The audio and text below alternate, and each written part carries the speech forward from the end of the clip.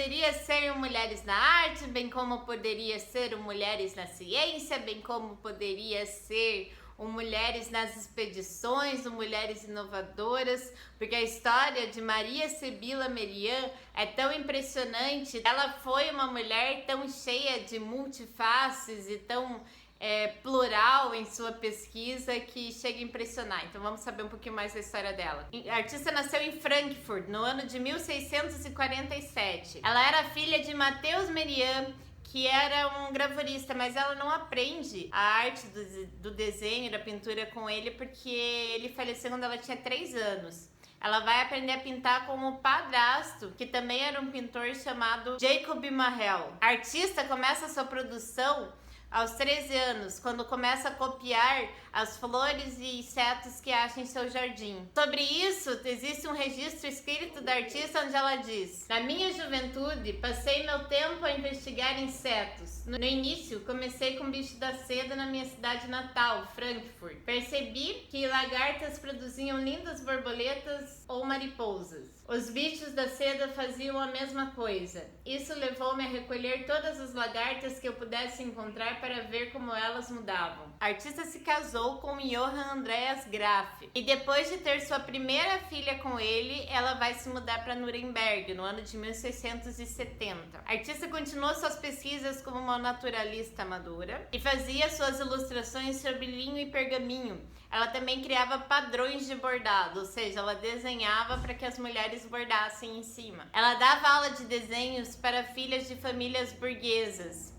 E isso dava acesso a ela a jardins ricos, então ela tinha muito acesso a flores diferentes, animais diferentes, e isso ia enriquecendo sua pesquisa na área da biologia também. Em 1675, ela ingressa na Academia de Joaquim van Sandrart. Lá, além de produzir pinturas, ela também faz gravuras, produzindo sob chapa de cobre. E foi nessa escola que ela lançou seu primeiro livro falando sobre biologia e plantas. E aí, vendo as ilustrações da Maria, a gente percebe que o nível dela é muito diferente do de outras artistas que produziram natureza morta.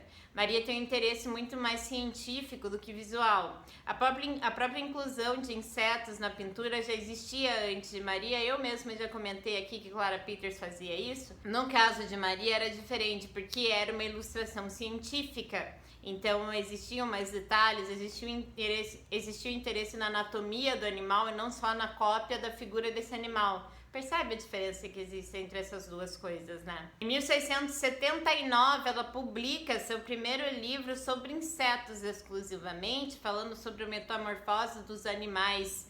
Esse livro tinha 2 volumes. Eu nem preciso falar que o naturalismo era uma atividade quase que exclusivamente masculina na época. Em 1678, ela se muda novamente para Frankfurt. Maria tinha um casamento infeliz. Em 1681, com a morte do seu padrasto, ela se muda para morar com a mãe.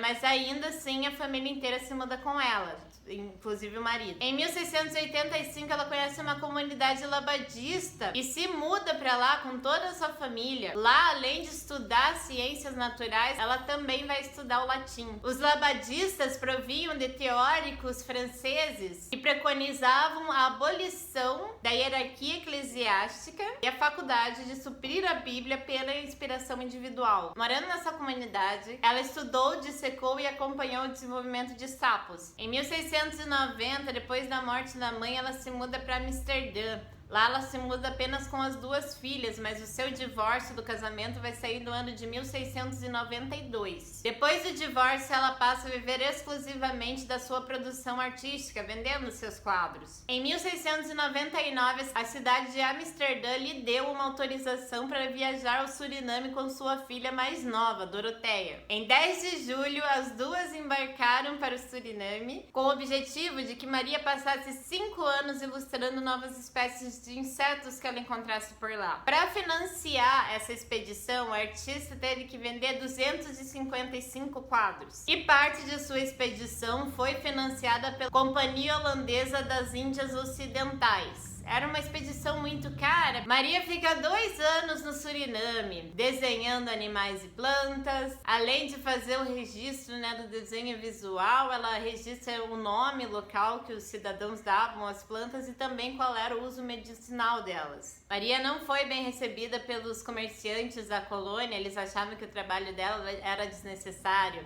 Maria também registrava os maus tratos aos escravos, e isso também poderia irritar um pouco os colonos, que se incomodavam dela denunciar todo esse maltrato. Em 1701, Maria contraiu malária e teve que voltar para Amsterdã para se tratar. Lá, ela se recuperou e ainda abriu uma loja onde ela vendia pinturas, gravuras, livros que contavam tudo sobre como era a vida no Suriname. Em 1705, a artista publica esse livro que eu escrevi o nome aqui embaixo, que eu não vou nem ter coragem de falar para vocês. No ano de 1715, Maria sofre um AVC e mesmo parcialmente paralisada, ela continua trabalhando. Ela vai morrer no dia 13 de janeiro de 1717, em Amsterdã, aos 69 anos. Depois da sua morte, foi lançado esse livro aqui, que eu coloquei o título também, porque eu não vou sempre falar. Era uma coletânea dos registros de Maria. Essa coletânea de registros foi feita pela filha dela. E essa foi a história de Maria Sibila Merian. Espero que vocês tenham gostado. É muito impressionante ver não só uma mulher artista, mas uma mulher pesquisadora e uma mulher que participou de expedições registrando tantas coisas dessas terras novas que os colonizadores não entendiam muito bem que tinha por lá. Então a coragem dessa mulher de pegar e ir apenas para pesquisar isso é absurda você pensar nisso. Não existia nada que incentivasse essa mulher a ser tão aventureira, tão desbravadora, tão descobridora. Então isso me encanta muito. Se você é da pesquisa da biologia, da ciência, conhece alguma coisa a mais sobre a história dela nesse ramo, comenta aqui embaixo, eu adoraria saber mais sobre esse ramo também. Se você gostou, deixe seu coração, compartilha com quem você acha que vai ter interesse. Quarta-feira eu volto com mais um vídeo. Tenha um ótimo final de semana e é isso, um beijo!